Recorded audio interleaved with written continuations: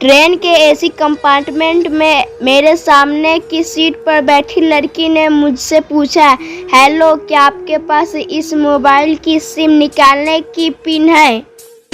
उसने अपने बैग से एक फ़ोन निकाला। वह नया सिम कार्ड उसमें डालना चाहती थी, लेकिन सिम सेलेक्ट खोलने के लिए पिन की ज़रूरत पड़ती है जो उसके पास नहीं थी।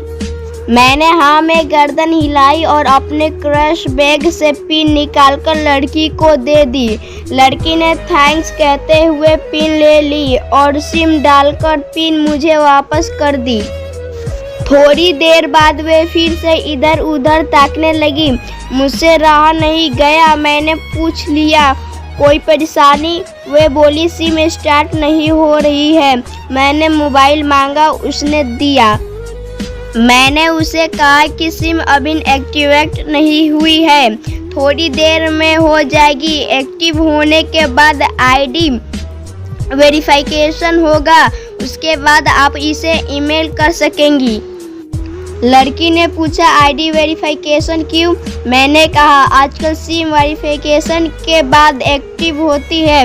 जिस नाम से ये सिम उठाई गई है उसका ब्यौरा पूछा जाएगा, बता देना। लड़की बुदबुदाई। ओह, मैंने दिलासा देते हुए कहा, इसमें कोई परेशानी की कोई बात नहीं। वे अपने एक हाथ से दूसरा हाथ दबाती रही मानो किसी परेशानी में हो। मैंने फिर विनम्रता से कहा, आपको कहीं कॉल करना हो तो मेरा मोबाइल इस्तेमाल कर लीजिए। लड़की ने कहा, जी फिलहाल नहीं थैंक्स, लेकिन यह सिम किस नाम से खरीदी गई है मुझे नहीं पता। मैंने कहा, एक बार एक्टिव होने दीजिए, जिसने आपको सिम दी है उसी के नाम की होगी। उसने कहा, ओके, कोशिश करते हैं। मैंने पूछा, आपका स्टेशन कहाँ है? लड़की ने कहा, दिल्ली। और आप? लड़की ने मुझसे पूछा। मैंने कहा, दिल्ली ही जा रहा हूँ, एक दिन का काम है। अब दिल्ली में रहती हैं या? लड़की बोली, नहीं, दिल्ली में कोई काम नहीं, ना ही मेरा घर है वहाँ। तो मैंने उत्सुकतावश पूछा। वे बोली, दरअसल ये दूसरी ट्रेन है जिसमें आज मैं हूँ और दिल्ली से तीसरी गाड़ी पकड़नी है, फिर हमेशा के लिए आज़ाद। लेकिन किस तरह की कैद से? मुझे फिर जिज्ञासा हुई, किस कैद में थी ये कमसीन अल्हड़ सी लड़की बोली, उसकी कैद में थी जिसमें हर लड़की होती है, जहाँ घर वाले कहे शादी कर लो, जब जैसा कहे वैसा करो। मैं घर से भाग चुकी हूँ। मुझे ताज्जुब हुआ, मगर अपने ताज्जुब को छुपाते हुए मैंने हंसते हुए पूछा, अकेली भाग रही हैं आप? आपके साथ कोई नजर नहीं आ रहा?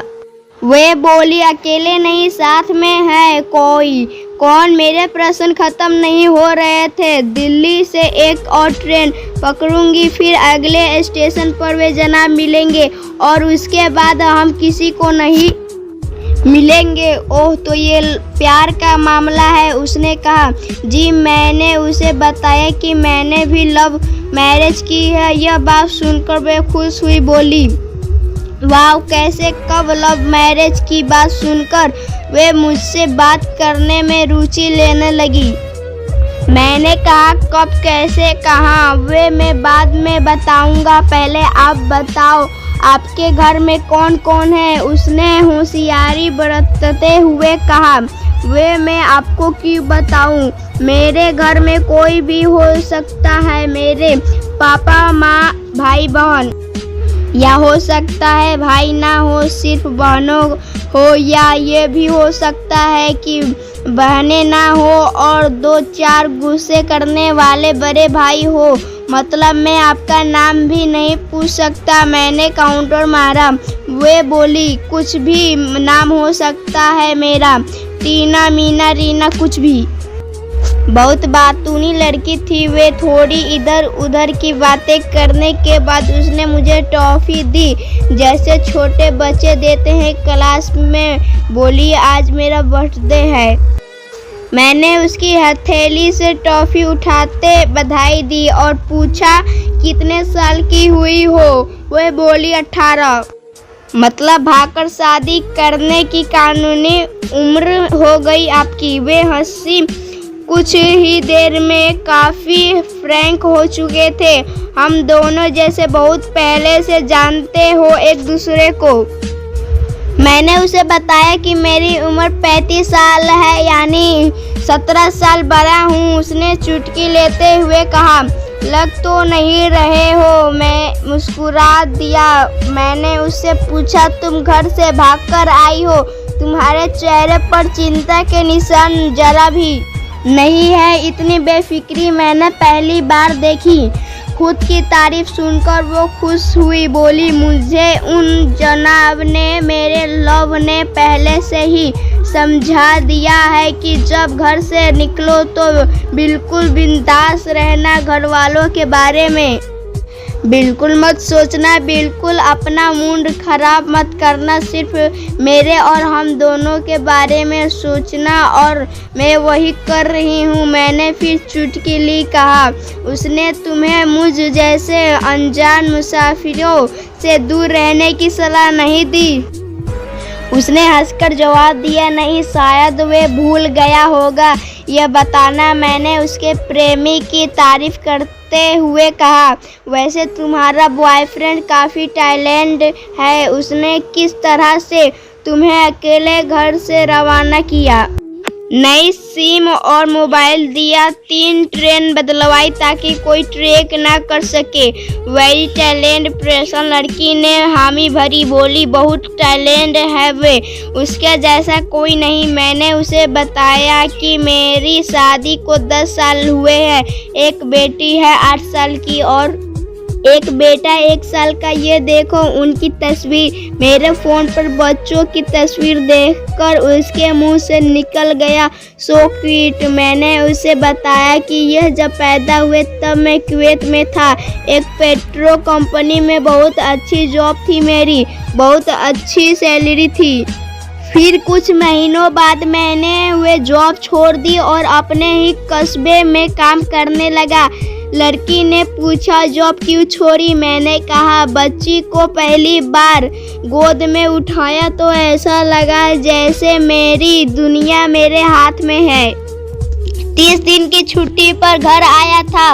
वापस जाना था लेकिन जा ना सका। इधर बच्ची का बचपन खर्च होता रहे, उधर मैं पूरी दुनिया कमा लूं तब भी घाटे का सौदा है। मेरी 2 टके की नौकरी, बचपन उसका लाखों का। उसने पूछा, क्या बीवी बच्चे को साथ नहीं ले जा सकते थे वहाँ?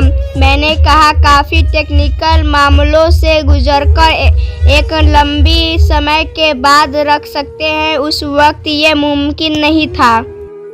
मुझे दोनों में से एक को चुनना था, आलीशान रहन सहन के साथ नौकरी या परिवार। मैंने परिवार चुना। अपनी बेटी को बड़ा होते देखने के लिए मैं कुवैत वापस गया, लेकिन अपना इस्तीफा देकर लौट आया। लड़की ने कहा, वेरी इम्प्रेसिव। मैं मुस्कुराकर खिड़की के तरफ देखने लगा। लड़की ने पूछा, अच्छा, आपने तो लव मैरिज की थी ना? फिर आप भागकर कहाँ गए? कैसे रहे और कैसे गुजरा वो वक्त? उसके हर सवाल और हर बात में मुझे महसूस हो रहा था कि यह लड़की लड़कपन के शिखर पर है, बिल्कुल नासमझ और मासूम छोटी बहन सी। मैंने उसे बताया कि हमने भागकर शादी नहीं की और यह भी है कि उसके पापा ने मुझे पहली नज़र में सखेती से रिजेक्ट कर दिया था। उन्होंने आपको रिजेक्ट क्यों किया? लड़की ने पूछा। मैंने कहा, रिजेक्ट करने का कुछ भी कारण हो सकता है। मेरी जाति, मेरा काम, घर परिवार, बिल्कुल सही। लड़की ने सहमति दर्ज कराई और आगे पूछा, फिर आपने क्या किया? मैंने कहा, मैंने कुछ नहीं किया, उसके पिता ने रिजेक्ट कर दिया। वहीं से मैंने अपने बारे में अलग से सोचना शुरू कर दिया था। खुशबू ने मुझे कहा कि भाग चलते हैं, मेरी वाइफ का नाम खुशबू है। मैंने 2 टूक मनाकर दिया। वे 2 दिन तक लगातार जोर देती रही कि भाग चलते हैं। मैं मना करता रहा। मैंने उसे समझाया कि भागने वाले जोड़े